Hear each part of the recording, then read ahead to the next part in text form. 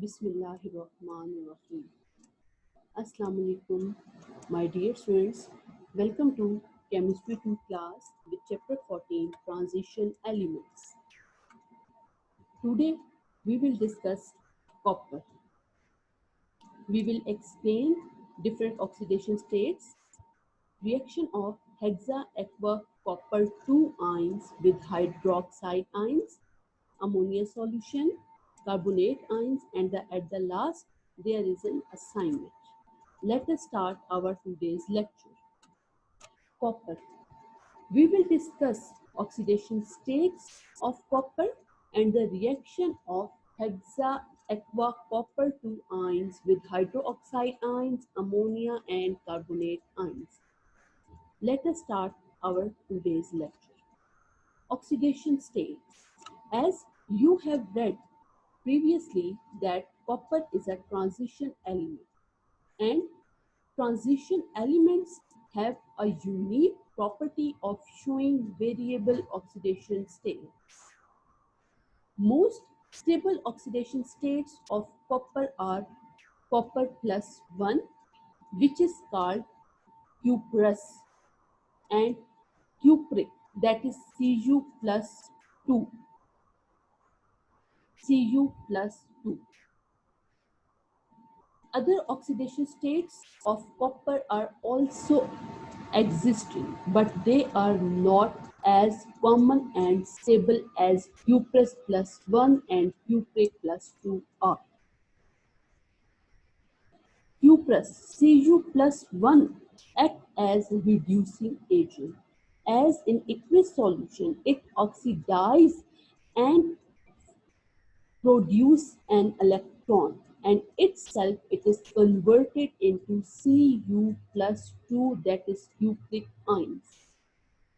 Itself it has oxidized into Cu plus 2. Therefore, it acts as a reducing agent. So, if it has been asked that Cu plus 1 act as oxidizing agent or reducing agent, then you have to answer this with its equation. Here are some examples of copper compound and you can see their color as well. Next are compounds of Cu plus 1. These are known as cuprous compounds. As we have read previously, Cu plus 1 oxidation state is cuprous. Cuprous compounds are monovalent, that is, they exist in plus 1 oxidation state. Most of the cuprous compounds are colorless and diamagnetic. Diamagnetic means they are not attracted by magnet. क्यों नहीं ये magnet की तरफ attract होते हैं? Because 3d orbital is completely filled. Only those compounds have been attracted by magnet जिनके d orbitals में unpaired electrons हो. Exceptions क्या है? Cu2O जो कि रेड कलर में है और Cu2S जो कि ब्लैक कलर में है. ये कंपाउंड जो हैं वो डायमैग्नेटिक नहीं है. All other cuprous compounds are diamagnetic. These compounds are generally water insoluble. Soluble compounds of copper are unstable. जो soluble compounds होते हैं कॉपर के वो unstable होते हैं aqueous solutions में, और unstable होने की वजह से वो disproportionate reactions शो करते हैं, और इस disproportionate reactions में वो convert हो जाते हैं pure copper metal में और अपनी oxidation state Cu+2 में. Before proceeding, disproportionate reactions क्या होते हैं? वो reactions जिनमें एक molecule itself ऑक्सीडाइज और रिड्यूस हो जाता है अपने मोर स्टेबल कंपाउंड्स में. These are disproportionate reactions like this. इसमें अब आप देखिए Cu plus ion itself इस तरह से रिएक्ट कर रहा है कि वो मोर स्टेबलर फॉर्म कॉपर मेटल में कन्वर्ट हो रहा है और मोर स्टेबलर फॉर्म Cu+2 में. इसका 1 जो आयन है उसने अपना इलेक्ट्रॉन लॉस किया और किस में कन्वर्ट हो गया? कॉपर मेटल में, और दूसरे ने एक और कन्वर्ट हो गया किसमें, Cu+2 में। इसमें जो एक आयन है Cu+ का वो इलेक्ट्रॉन गेन करता है और किसमें कन्वर्ट हो जाता है, कॉपर मेटल में। Cu+1 gain 1 electron and converted into copper metal. Other Cu+ ion lost 1 electron and converted into Cu+2 and lost 1 electron. That 1 electron has been picked by first copper atom to convert into copper metal. Next, Cu2O, जब sulphuric acid में इसको डाला जाए, but sulphuric acid should be dilute, तो जो compound हमारे पास बनते हैं वो क्या बनते हैं, Cu2SO4 plus copper plus water. इस रिएक्शन को हम सिंप्लीफाई करके इस तरह से भी लिख सकते हैं, ये रिएक्शन यहाँ नहीं आना, इस रिएक्शन को हम अगर चाहें तो हम सिंप्लीफाई भी कर सकते हैं, लाइक Cu2O सल्फ्यूरिक एसिड की जगह पे सिर्फ हमने प्रोटॉन लिख दिया है, Cu2SO4 की जगह पे हमने Cu+1 लिख दिया है, and then further it is copper metal and water molecule. ये रिएक्शन है Cu2O का डाइल्यूट सल्फ्यूरिक एसिड के साथ। इन द नेक्स्ट अगर हम देखें तो ये रिएक्शन बेसिकली आपके पास 2 स्टेप्स में होता है, और इसमें आपके पास क्या है, Cu2O सल्फ्यूरिक एसिड के साथ फर्स्ट स्टेप में रिएक्ट करता है और क्या प्रोड्यूस करता है, Cu2SO4 plus water. In the next step ये जो इंटरमीडिएट कंपाउंड बना है ये अनस्टेबल है और ये ब्रेक डाउन हो जाता है कॉपर सल्फेट में और प्योर कॉपर मेटल में, फ्री कॉपर मेटल में।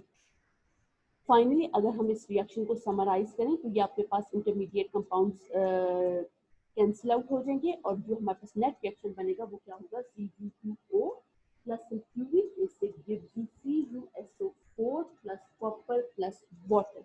अगर आप देखें तो जो प्रीवियस इक्वेशन है वो भी हमारी यही है। ये नेट रिएक्शन बेसिकली हमारे पास 2 स्टेप्स में होता है और वो ये 2 स्टेप्स आपको दिखा दिए हैं और नेट रिएक्शन भी दिखा दिए, this is called net reaction.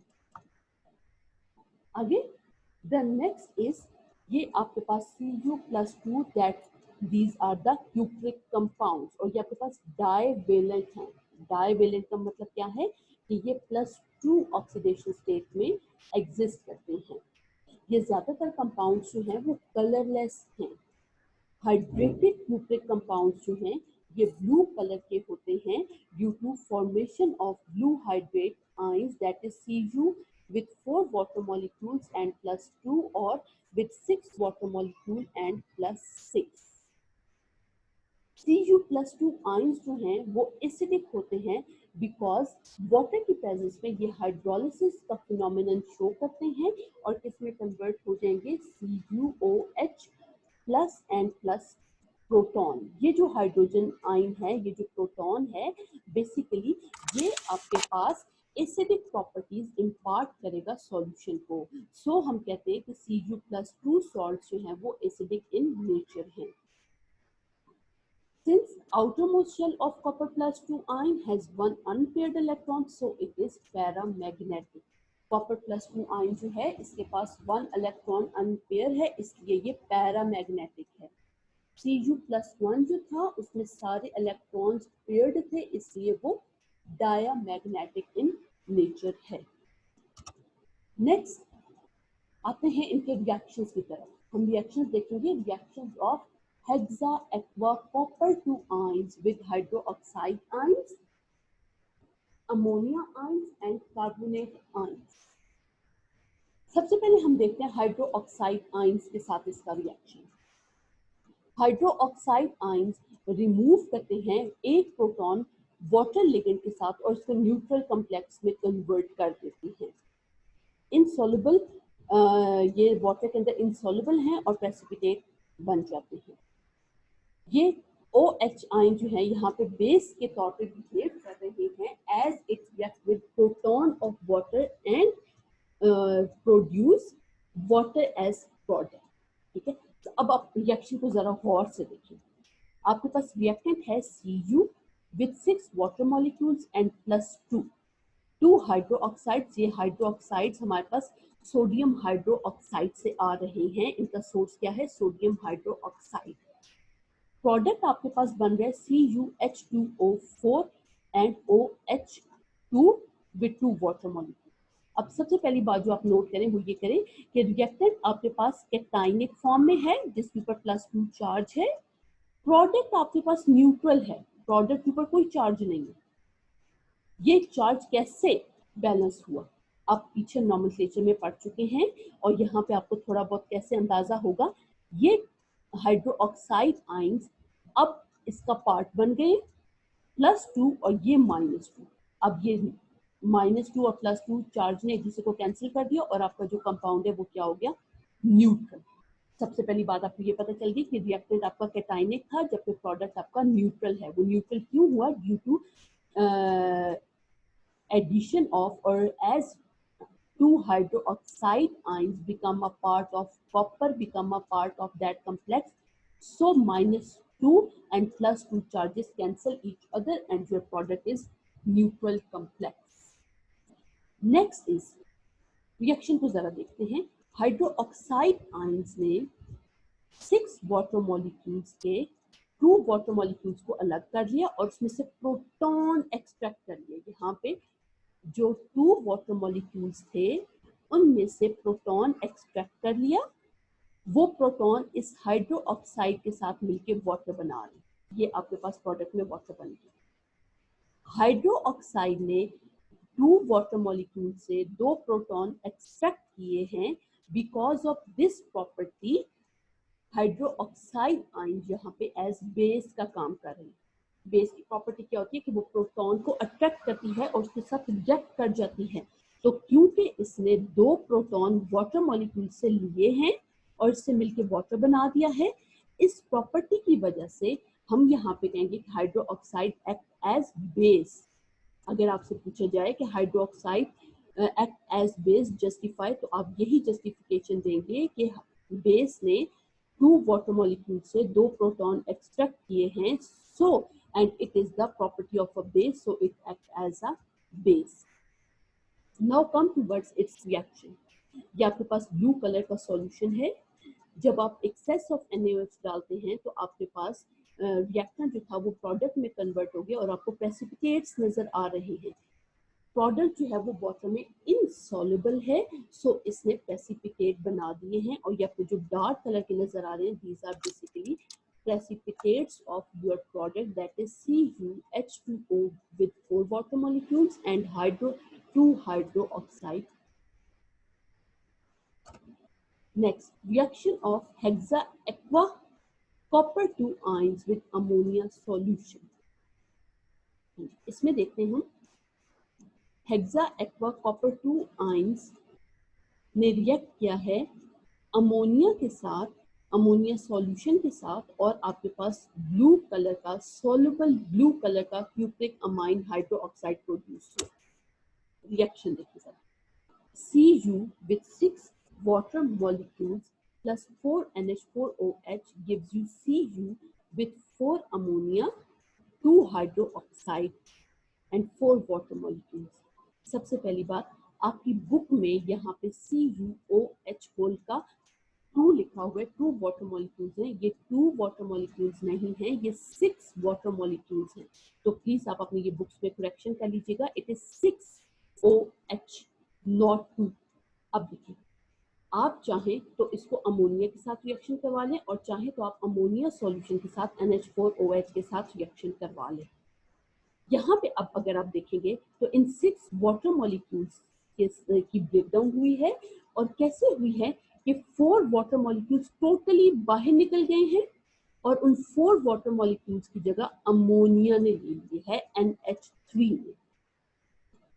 बाकी जो 2OH हैं वो उसी तरह से पड़े हुए हैं।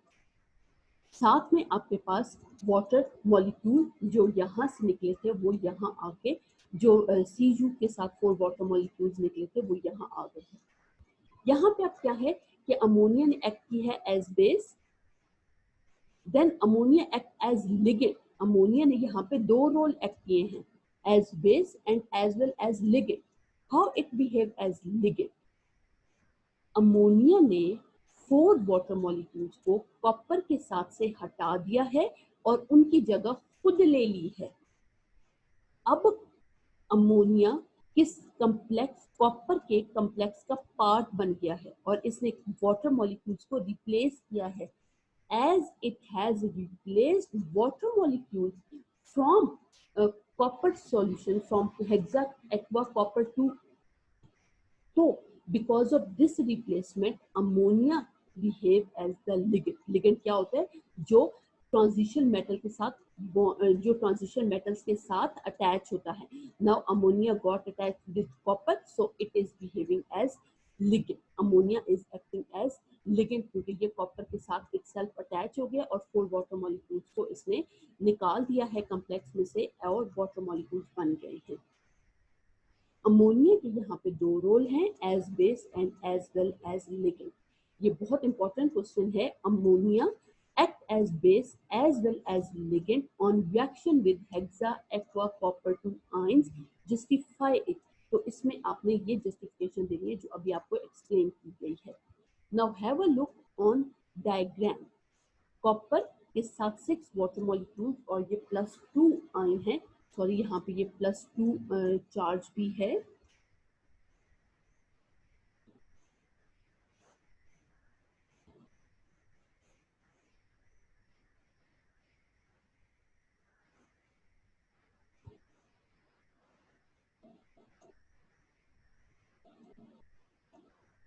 ये +2 आप अपनी बुक्स में ये पूरा फॉर्मूला करेक्ट कर लें। Cu with 6 hexa aqua copper 2 ions और ये इसने 4 NH4OH के साथ रिएक्ट किया है। इसमें पर +2 चार्ज है। अगर आप देखें तो ये +2 चार्ज आपके पास रिएक्टेंट में गायब हो चुका है। उसकी वजह क्या है कि यहाँ पे ये -2 चार्ज ने इस +2 चार्ज को बैलेंस कर दिया है। अब आप देखें जरा इसको, ये +2 चार्ज है। आपने अमोनिया की लिटिल अमाउंट डाली है तो ये किसमें कन्वर्ट हो गया CuH2O with 4 water molecules and 2 OH। इसमें अगर आप एक्सेस ऑफ अमोनिया डालेंगे तो आपके पास प्रोडक्ट क्या बनेगा CuNH3 whole 4 plus H2O whole twice plus 2। Product में भी आपके पास चार्ज क्या है +2। यहाँ पे अब अगर आप देखें तो ये इंटरमीडिएट कंपाउंड में थोड़ी देर के लिए आपके पास प्रेसिपिटेट्स बने थे जो कि फाइनली आपके पास डिसॉल्व हो गए और आपके पास प्योर ब्लू कलर का सॉल्यूशन प्रोड्यूस हो गया है। मैं दोबारा एक्सप्लेन कर रही हूँ। अमोनिया इस फर्स्ट स्टेप में एज बेस का काम कर रहा है जिसमें इसने Cu के 6 वाटर मॉलिक्यूल्स के साथ 4 वाटर मॉलिक्यूल्स अलग कर दिए हैं। जब आप लिगेंड एक्सचेंज रिएक्शन होगा सेकंड स्टेप में और यहाँ पे आपके पास 4 अमोनिया इन 4 वाटर मॉलिक्यूल्स की जगह ले लेंगे और साथ में 2 OH मॉलिक्यूल्स जो हैं वो एज सच रहेंगे। ये आपके पास क्या है प्योर सॉल्यूशन बन गया और ये सॉल्युबल सॉल्यूशन आपके पास बन गया है। Next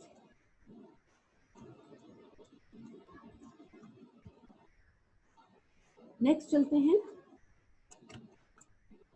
reaction of hexa aqua copper 2 ions with carbonate ions. यहाँ पे अगर आप देखें तो अभी जैसे हमने पहले रिएक्शंस पढ़े हैं,